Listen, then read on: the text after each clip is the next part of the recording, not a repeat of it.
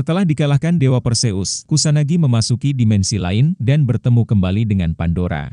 Hal ini disebabkan oleh perwujudan dewa yang bisa menghidupkan Kusanagi dari kematian. Pandora memberitahu kalau Perseus adalah sosok dewa yang memiliki kesaktian beratribut baja. Tak lama, Kusanagi pun bisa kembali sadar dan sudah ada di markas salib perunggu hitam. Liliana membawa Kusanagi ke markas satuannya agar Kusanagi bisa mendapat perawatan.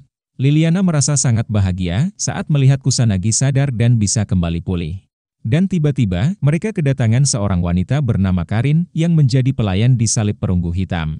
Entah kenapa, Karin bisa mempengaruhi Liliana agar minta maaf dengan cara tak biasa.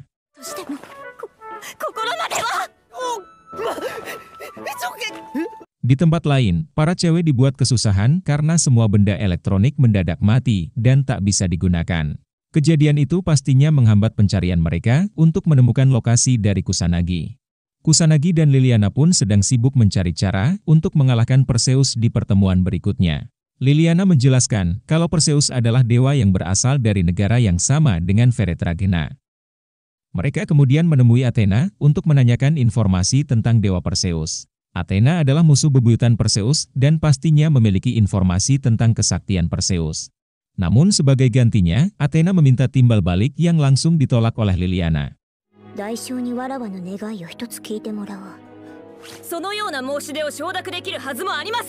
Malam harinya, Kusanagi dan Liliana pun ada di ruangan yang sama dan saling menyibukkan diri masing-masing. Dan entah kenapa, Liliana malah menulis novel romantis tentang dirinya bersama Kusanagi. Bahkan, Liliana menulisnya berulang kali dan terus menghayalkan Kusanagi menjadi kekasihnya. Namun tanpa disangka, Liliana memberikan segelas kopi yang sudah dicampur racun. Liliana sengaja memberikan racun agar Kusanagi tak ikut menemui Athena. Liliana bermaksud menggantikan Kusanagi untuk menerima tawaran yang diberikan oleh Athena. Racun itu membuat tubuh Kusanagi mati rasa dan tak akan bisa bergerak untuk sementara waktu.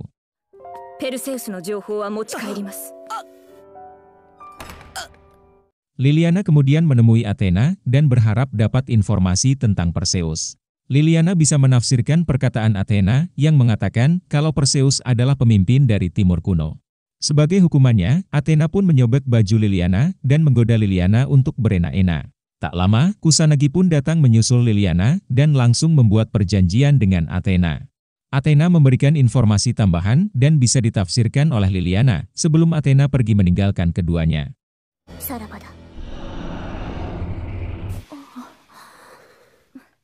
Kusanagi dan Perseus pun bertemu di arena pertarungan yang sudah disediakan oleh Perseus sendiri. Untuk kali ini, pertarungan mereka dilakukan secara terbuka dan disaksikan langsung oleh banyak penonton. Bahkan Doni pun ikut hadir untuk menyaksikan pertarungan keduanya. Kusanagi berusaha sebisa mungkin untuk menyerang Perseus dengan segala cara. Kusanagi menghindari pertarungan jarak dekat dan hanya mengandalkan kesaktian dari perwujudan dewa. Namun tetap saja, kesaktian itu pun disegel oleh Perseus dan langsung memanah Kusanagi hingga terpental.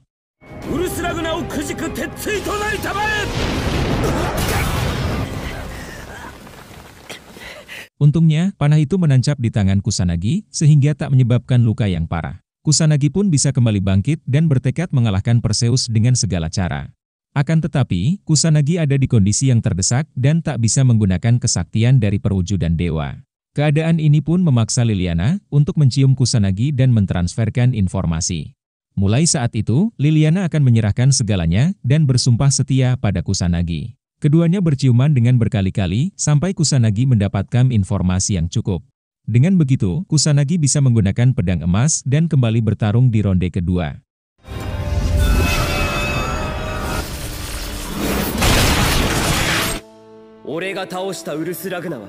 Dan ternyata, Perseus hanya bisa menyegel kesaktian Kusanagi karena kesaktian itu berasal dari Feretragena. Pedang emas adalah senjata milik Feretragena yang tak termasuk ke dalam kesaktiannya. Kusanagi pun bebas menggunakan pedang emas selama tahu informasi tentang Dewa Perseus. Perseus tak akan bisa melukai Kusanagi selama pedang emas masih bereaksi. Pedang emas adalah senjata paling istimewa yang bisa mengalahkan dewa ataupun seorang champion.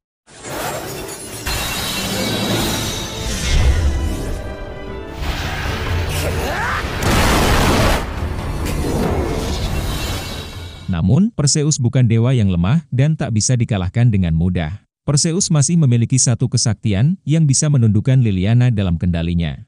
Liliana pun kehilangan kesadarannya dan terus menyerang Kusanagi tanpa berhenti. Kusanagi tak mau melawan Liliana dan berusaha menghindar dari serangan tersebut. Akibatnya, Kusanagi pun harus terluka karena terkena serangan dari Liliana. Liliana mengganti senjatanya dengan busur panah yang merupakan senjata dari seorang pahlawan. Di saat yang bersamaan, Liliana pun bisa kembali sadar dan melepaskan panahnya ke arah Perseus. Sampai akhirnya, Perseus pun bisa dikalahkan setelah bertarung dengan sangat lama.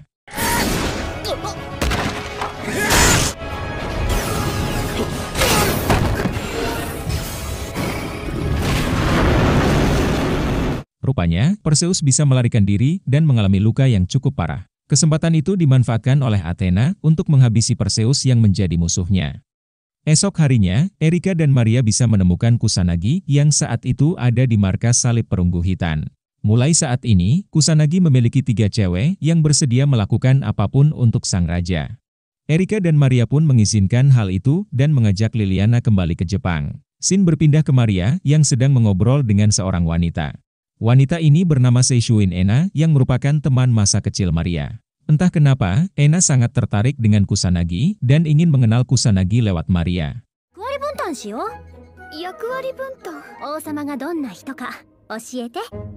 Kusanagi kemudian mendapat sebuah surat yang memintanya datang ke suatu tempat untuk minum teh. Saat sampai di sana, Kusanagi bersama Liliana pun bertemu dengan Ena dan juga Maria. Ena sudah tahu kalau Kusanagi memiliki 3 cewek yang kini jadi kekasihnya. Namun, Kusanagi tak mengakui hal itu dan malah menganggap mereka sebagai teman biasa. Pengakuan itu membuat Liliana dan Maria kecewa karena menganggap Kusanagi sebagai kekasih mereka. Obrolan mereka pun jadi sedikit tegang sebelum Erika datang dan mengobrol berdua. Oh, Erika. Di sisi lain, Athena sedang melakukan pertarungan dengan seseorang yang belum diketahui. Entah apa yang terjadi, namun yang jelas orang itu bisa menandingi kekuatan Athena.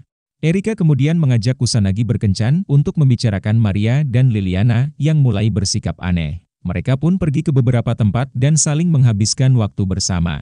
Sampai akhirnya, Kusanagi dan Erika pun sampai di tempat pertarungan saat Kusanagi melawan Athena dulu. Tak lama, mereka pun kedatangan Ena yang datang untuk menemui Erika. Rupanya, Erika dan Ena akan berduel di tempat tersebut sesuai perjanjian yang sudah mereka buat.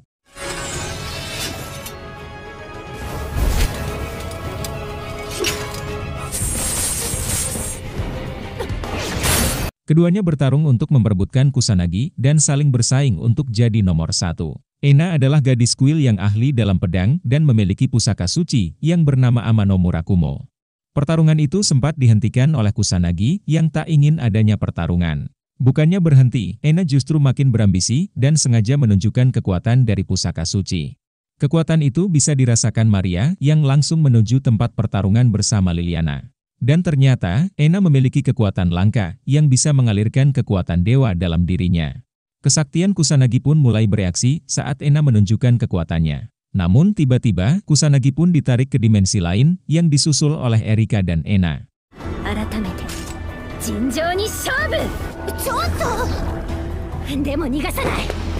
Athena kemudian jatuh ke rumah Kusanagi dan bertemu langsung dengan Shizuka. Shizuka merasa sangat kesal karena saat itu Kusanagi masih belum pulang.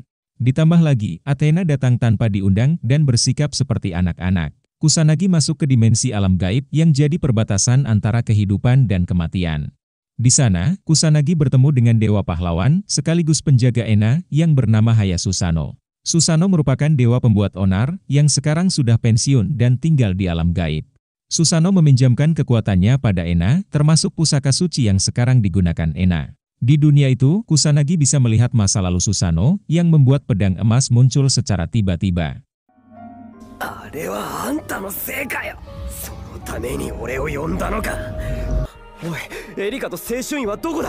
Di tempat lain, Erika harus menghadapi Ena yang ikut masuk ke dimensi alam gaib. Erika pun tak bisa menandingi Ena yang memiliki kekuatan dari Susano dan juga pusaka suci. Erika pun tak punya banyak waktu dan harus cepat mengalahkan Ena untuk mencari Kusanagi. Susano memberitahu kalau saat ini Ena membiarkan dirinya dikuasai oleh pusaka suci. Kusanagi pun memaksa Susano agar memberitahu posisi Erika yang sedang bertarung. Namun, Kusanagi tak diizinkan pergi sebelum urusan keduanya bisa selesai. Erika ada di kondisi terdesak dan tak bisa mengalahkan Ena yang jauh lebih kuat. Ena bermaksud mengakhiri pertarungan dengan menyerahkan dirinya pada pedang suci.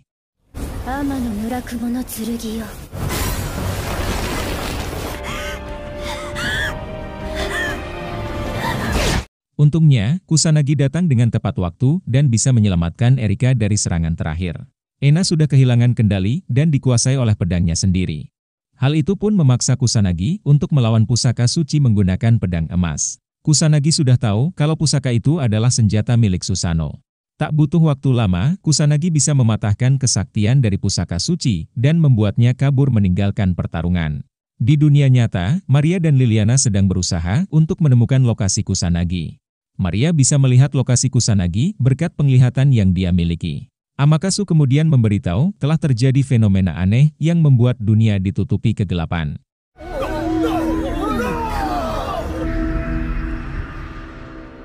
Kembali ke Kusanagi yang berhasil membawa Erika ke tempat yang aman. Namun, Erika tak terbiasa dengan udara di alam gaib. Akibatnya, Erika pun tak bisa bertahan lama dan ada di kondisi yang sangat mengkhawatirkan. Erika mengatakan kalau hidupnya tak akan lama lagi dan akan segera meninggalkan Kusanagi. Erika meminta Kusanagi untuk menciumnya sebagai permintaan terakhir sebelum pergi. Kusanagi tak mau kehilangan Erika dan menentang takdir yang ditentukan para dewa. Dan tiba-tiba, Feretragna muncul di hadapan Kusanagi. Feretragna memberikan semua kesaktiannya sebagai anugerah untuk Kusanagi. Kusanagi kemudian memberi perlindungan pada tubuh Erika yang membuatnya selamat dari kematian.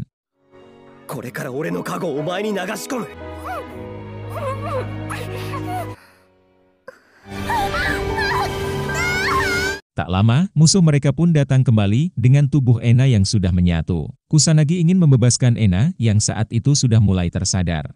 Mereka bisa mengalahkannya dengan cepat dan berhasil membebaskan Ena dengan cukup mudah. Dan tiba-tiba, sebuah serangan menghancurkan dimensi tersebut dan mengembalikan mereka ke dunia nyata.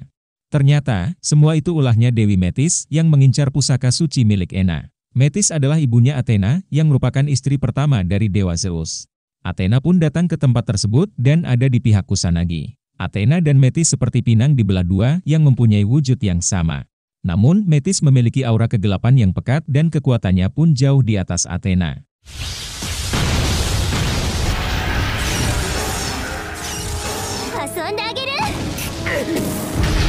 Metis ingin menelan Athena untuk mendapatkan wujud aslinya kembali. Jika hal itu terjadi, maka bisa dipastikan kalau dunia akan mengalami kehancuran.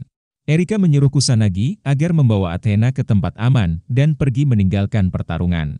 Sedangkan para cewek akan menahan Dewi Metis sampai kekuatan Kusanagi bisa kembali pulih. Kusanagi dan Athena pun dijemput oleh Amakatsu dan meninggalkan area pertarungan. Amakatsu membawa mereka menuju ke sebuah kuil yang terletak di Gunung Suci Fuji. Ternyata, Athena dikalahkan oleh Metis dan terjatuh ke rumah Kusanagi. Dan sekarang, Athena kehilangan ingatan dan kekuatannya karena telah diserap oleh Metis yang sedang bertarung melawan para cewek.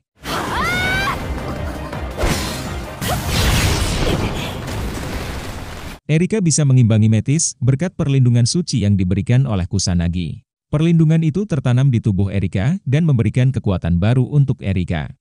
Para cewek pun bekerja sama untuk mengalahkan Metis dengan menggabungkan kekuatan. Metis dibuat tak bisa bergerak dan diserang dengan kekuatan penuh. Entah apa yang terjadi, namun di sini Metis masih bisa bertahan dan malah para cewek yang bisa dikalahkan. Shin berpindah ke Kusanagi dan Athena yang sudah sampai di tempat tujuan. Kusanagi sempat menjelaskan jati diri Athena sebelum Metis datang dan menyerang mereka.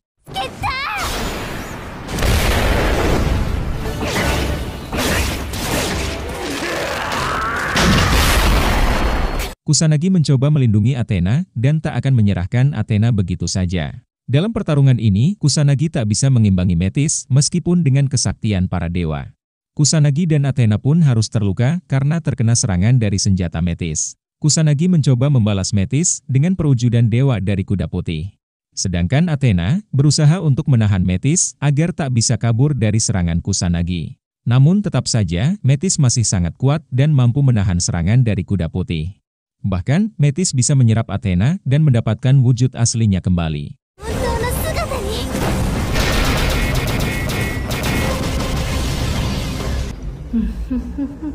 Para cewek kemudian datang ke tempat tersebut dan berjuang bersama untuk mengalahkan Metis. Mereka tak punya pilihan lain dan harus mengalahkan Metis untuk menyelamatkan dunia.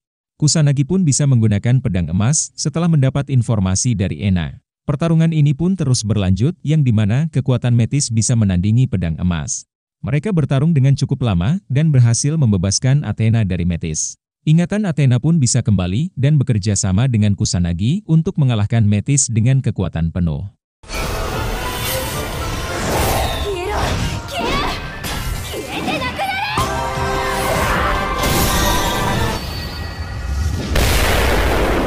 Setelah pertarungan itu, dunia pun bisa kembali normal dan anime ini pun tamat.